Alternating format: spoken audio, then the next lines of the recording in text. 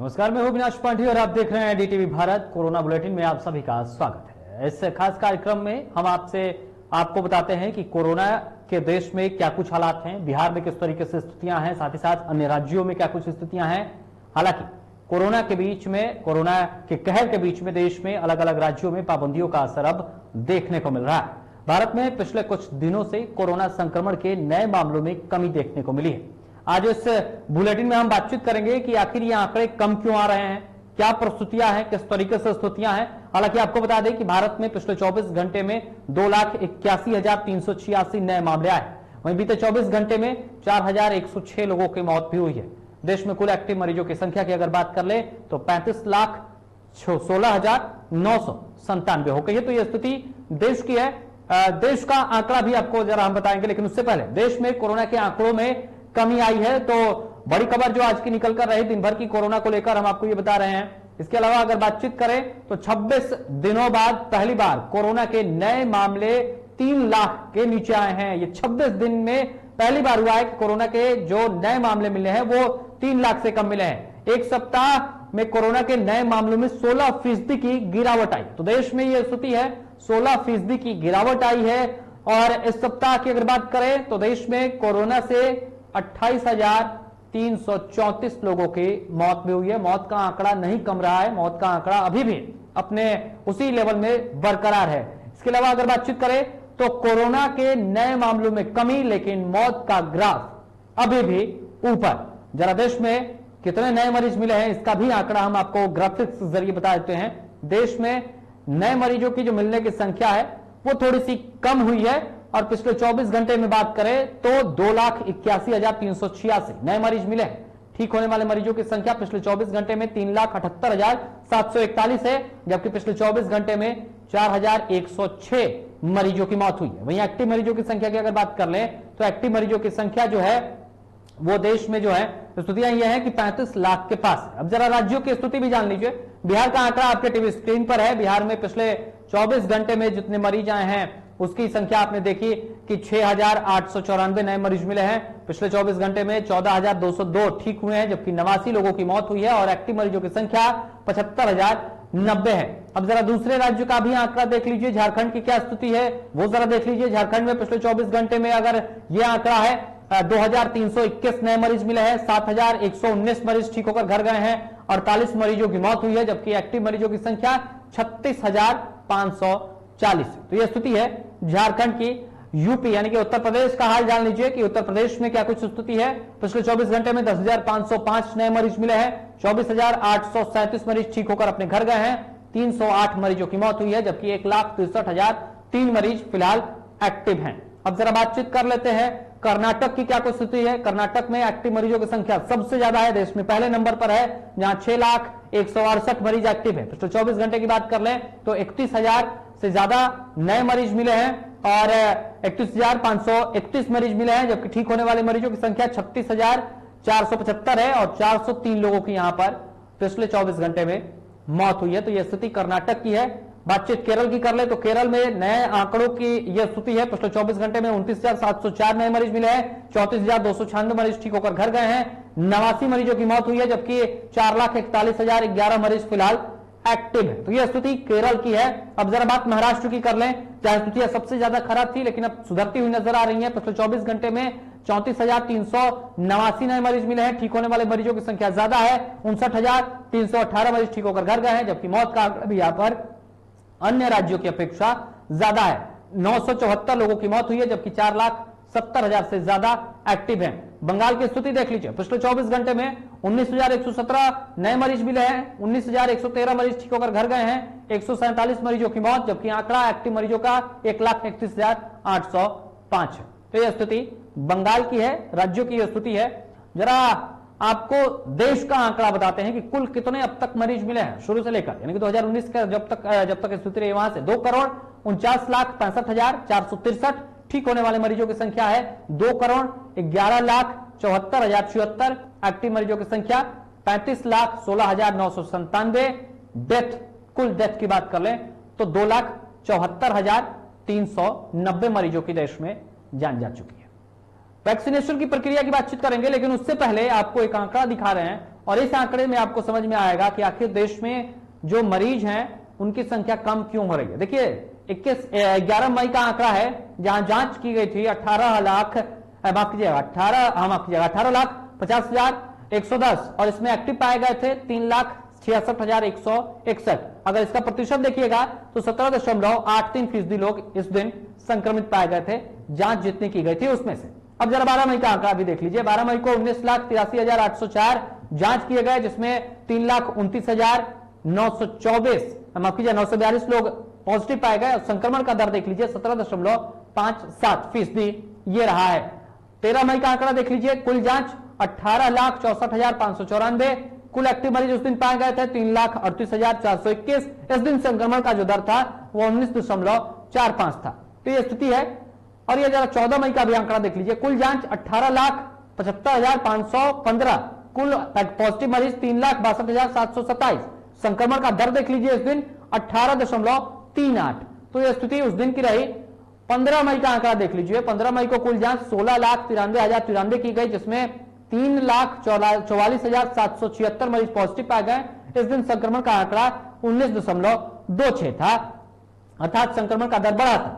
अगर बात 16 मई की कर ले तो 16 मई को कुल जांच 18,32,950 की गई थी। इसमें से 3,26,098 मरीज पॉजिटिव पाए गए थे। संक्रमण का दर 16.76% पर था। यानी कि कुल जांच में इतने जो पॉजिटिव मरीज पाए गए इसका जो दर था वो यह था। 17 मई का आंकड़ा देख लीजिए। अब तक 15,73,515 ही जांच किए गए। 17 मई को जो आंकड़ा आया इसमें से 2,81,306 मरीज पाए गए। आंकड़ा का प्रतिशत देख लीजिए जो संक्रमण का दर था 17.89।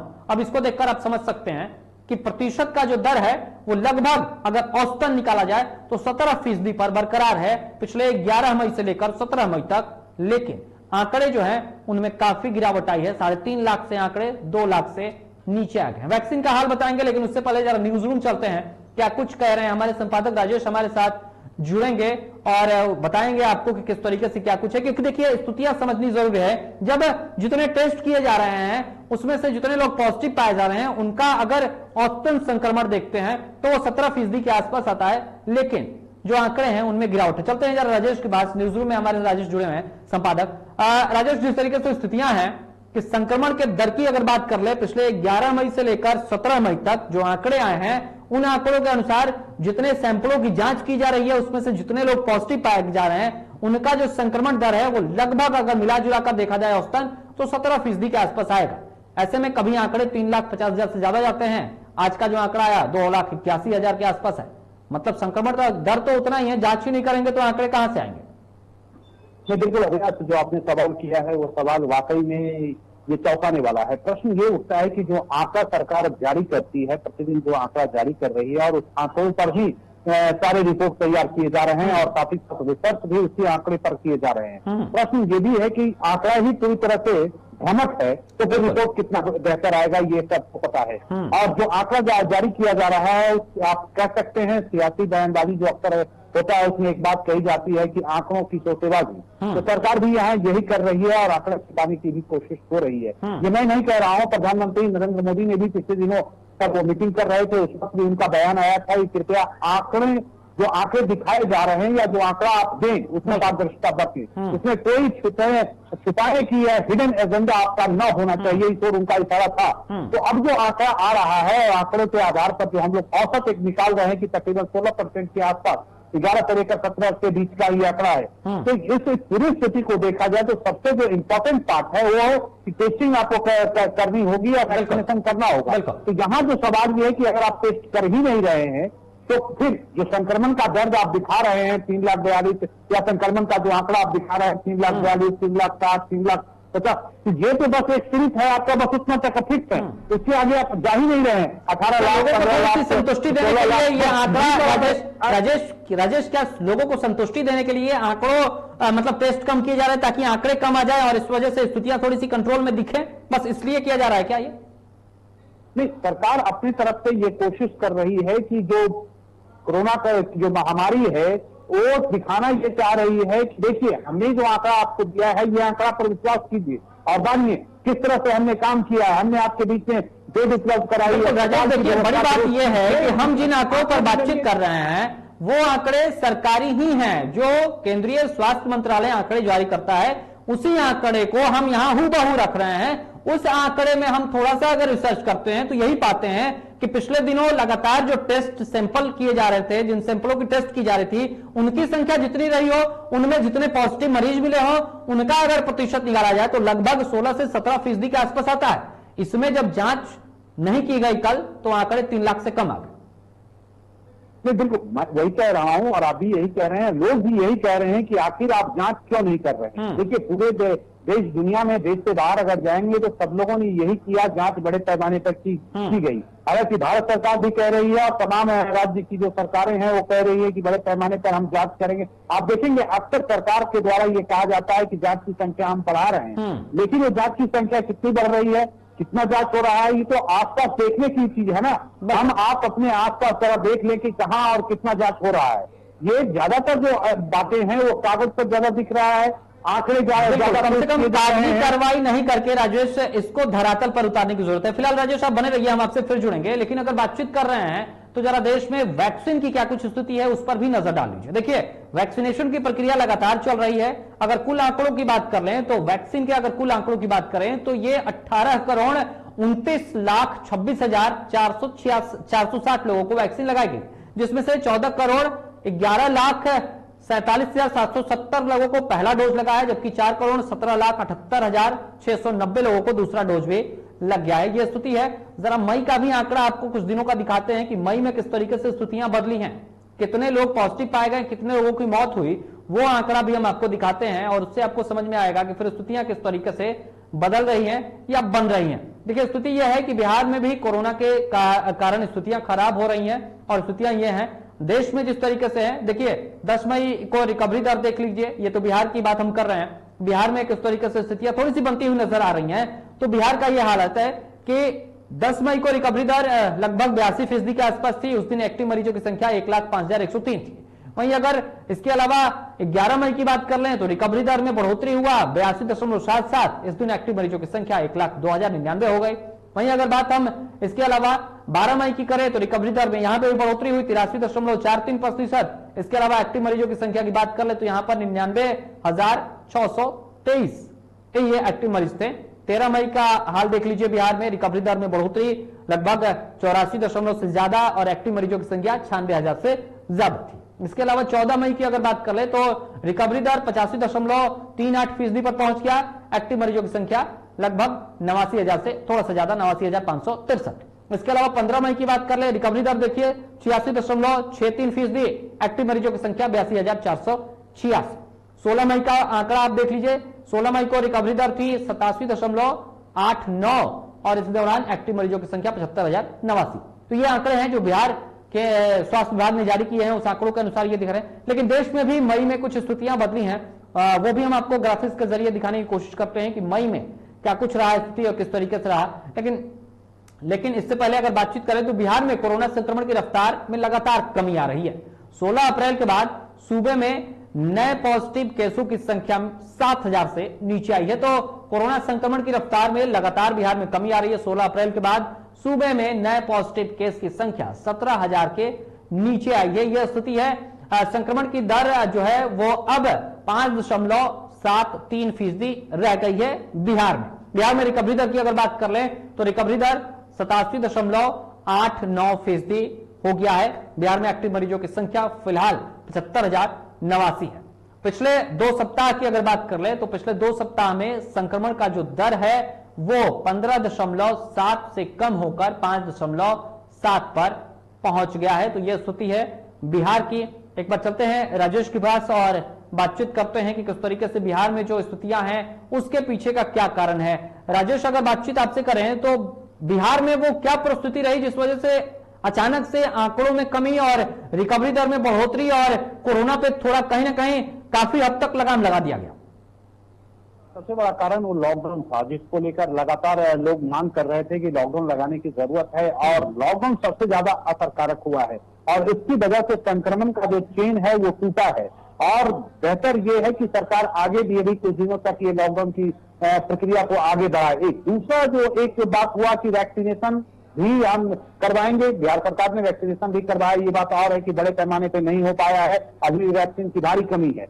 एक और है टेस्टिंग का जो मामला है, हालांकि यह और भी बेहतर हो सकता था। जो रिजल्ट अभी हम देख रहे हैं ये रिजल्ट और बेहतर आता, लेकिन अगर टेस्टिंग की संख्या बढ़ाई गई होती और वैक्सीनेशन की प्रक्रिया बढ़ाई गई होती, आप पिछले 1-2 दिन का रिकॉर्ड देखेंगे तो वैक्सीनेशन में भारी कमी हुई है। कई ऐसे सेंटर हैं जहां पर आपको वैक्सीन नहीं मिलेंगे, वैक्सीन नहीं मिल रहे हैं, या एक टाइम दिया जा रहा है कितने बजे तक आपको वैक्सीन मिलेगा, तो पता चला कि उससे पहले ही वैक्सीन खत्म हो गया है। तो यहाँ पर दो तीन ऐसे पहलू हैं जहां पर हम कमजोर हुए हैं, जिसकी वजह से थोड़ी सी परेशानियां बढ़ी हैं और अब सुधार और ज्यादा होना चाहिए था, रिजल्ट और बेहतर आने चाहिए थे, वो रिजल्ट बेहतर नहीं आए। हालांकि लॉकडाउन ने जो सबसे बड़ा काम किया है, इसमें पूरी प्रक्रिया में देखेंगे तो सबसे अहम भूमिका है तो यह लॉकडाउन की। लॉकडाउन की वजह से लोग बाहर घर से कम निकल रहे हैं और साथ ही साथ लोग ज्यादा दूरी तक नहीं जा पा रहे हैं, और इसके अलावा लोगों में अब एक भय हुआ है, एक डर समा गया है कि अगर हमने लापरवाही बरती तो मेरे और मेरे परिवार के जान पे खतरा है। और जो रिजल्ट आए लगातार आप देख रहे हैं कि जिस तरह से मौत का आंकड़ा बढ़ा है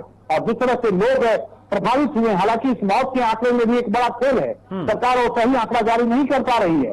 आप स्मशान घाट में देखिए क्या हालत हुए थे, पिछले अगर 1 हफ्ता पहले की स्थिति देखेंगे तो कोई स्मशान घाट ऐसा नहीं था जो पुल नहीं था, लेकिन इस पूरे हालात को देखते हुए लोगों ने खुद अपने आप को स्वतः लॉकडाउन किया है और उसके बाद ये आंकड़ा सुधरा है, लेकिन इस आंकड़े को और बेहतर करने की जरूरत है। साथ ही साथ इस आंकड़े को और बेहतर करने की जरूरत है और तमाम व्यवस्थाएं करने की जरूरत है। राजेश साहब बने रहिए हमारे साथ, बातचीत कर लेते हैं कि ब्लैक फंगस जो है वो अभी थोड़ा सा बढ़ता हुआ नजर आ रहा है, तो तेजी से ब्लैक फंगस भी फैल रहा है।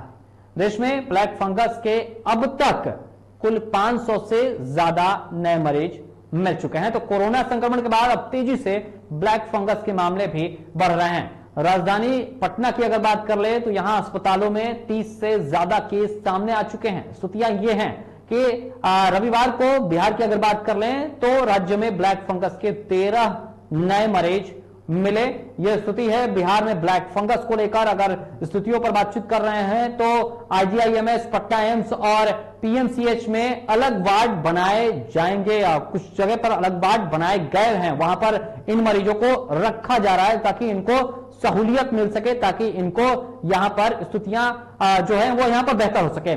आईजीआईएमएस में 30 बेड का एक अलग वार्ड भी बनेगा जहां पर सिर्फ और सिर्फ ब्लैक फंगस के मरीजों को रखा जाएगा। तो यह स्थिति है बिहार में। अभी तक ब्लैक फंगस के किसी मरीज की मौत की पुष्टि नहीं हुई है। बिहार में अभी तक किसी जो ब्लैक फंगस के मरीज हैं उसकी पुष्टि नहीं हुई है। ब्लैक फंगस के 6000 वायर इंजेक्शन स्वास्थ्य विभाग ने उपलब्ध कराया है ताकि लोगों को थोड़ी राहत मिल सके। ब्लैक फंगस के बढ़े केस तो सरकार ने एमबीएस इंजेक्शन की आपूर्ति का आदेश दिया है ताकि इसकी आपूर्ति कराई जा सके ताकि लोगों को थोड़ी राहत मिल सके।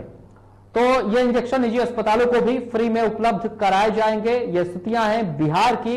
देश में भी ब्लैक फंगस की क्या कुछ स्थिति है इस पर भी आपको हम बताएंगे कि उस तरीके से महाराष्ट्र में जिस तरीके से स्थितियां हैं ब्लैक फंगस तेजी से बढ़ रहा है। एक बार चलते हैं राजेश के पास। राजेश, स्थिति यह है कि बिहार में 32 लगभग जो आंकड़े बताए जा रहे हैं वो 32 मरीजों के आंकड़े हैं जो अब तक मिल चुके हैं जो अस्पतालों में भर्ती हैं। हालांकि किसी के मौत की अभी तक पुष्टि नहीं हुई है, लेकिन आंकड़े बढ़ रहे हैं और सरकार इसको लेकर सजग नजर आ रही है। जो तमाम हॉस्पिटल है वहां पर अलग एक वार्ड बनाने की बात कही जा रही है। नहीं, बिल्कुल सरकार अपने स्तर से प्रयास कर रही है, लेकिन साथ ही साथ प्रयास हम सबको भी करने की जरूरत है और प्रयास वो ये है कि हम सतर्क रहें और सजग रहें।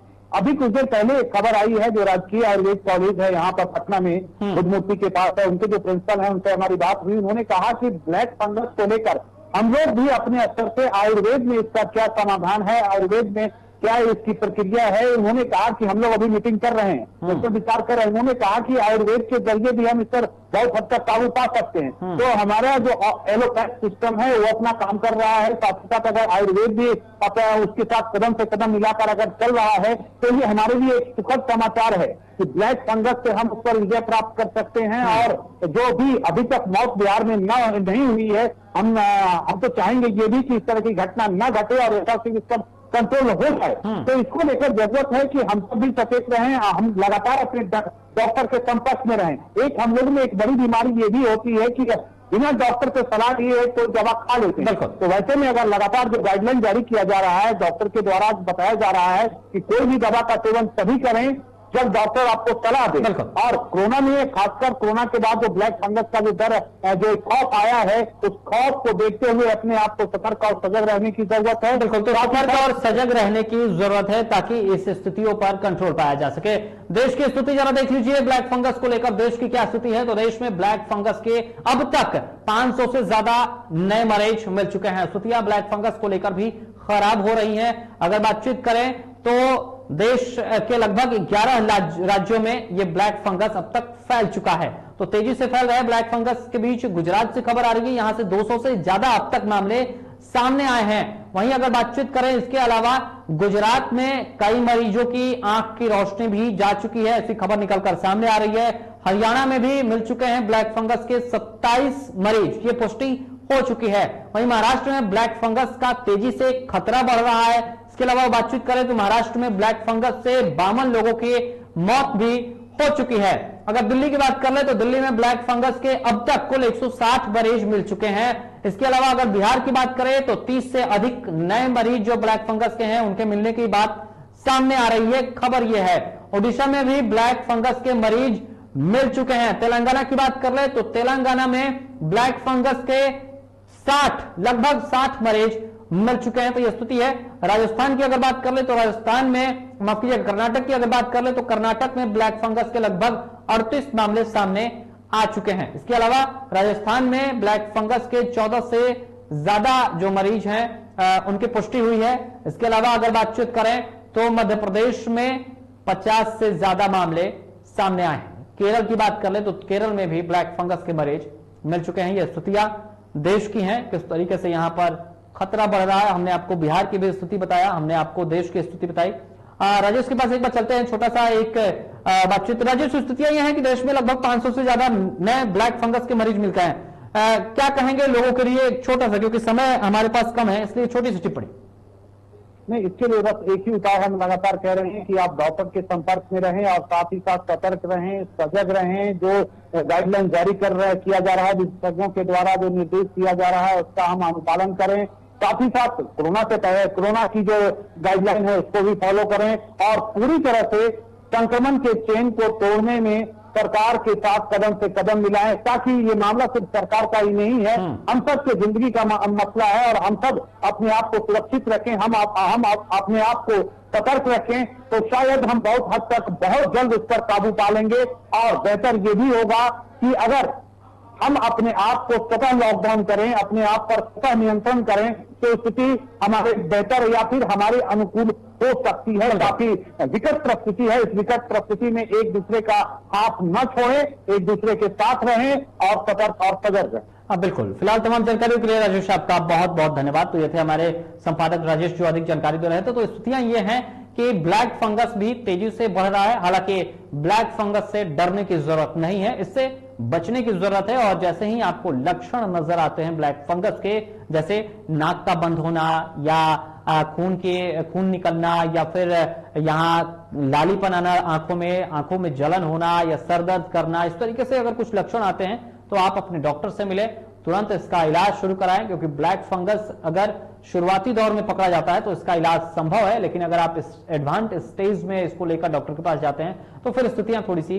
खराब हो सकती हैं। तो इसमें आपको अपना ख्याल रखना जरूरी है। हम जो तमाम आंकड़े और तमाम स्थितियां आपको बताते हैं ताकि आप इन स्थितियों को देखकर, इन आंकड़ों को देखकर अपना बचाव कर सकें, आप स्थितियों को समझें ताकि सबको बचाया जा सके। घबराने की जरूरत नहीं है, डरने की जरूरत नहीं है। डीटीवी भारत अब तक लगातार सटीक और सार्थकता के साथ सही जानकारियां पहुंचा रहा है ताकि आप भी खबरों की दुनिया में अपडेट रहें और आप भी स्थितियों परिस्थितियों को समझते रहें। लेकिन फिलहाल इस कोरोना बुलेटिन में इतना ही। पर हमारे साथ और देखते रहें डीटीवी भारत। लेकिन जाते जाते आप सबसे एक बार फिर से अपील करते जाएंगे कि आप अपने चेहरे पर मास्क लगाइए, सोशल डिस्टेंसिंग का पालन कीजिए। नमस्कार।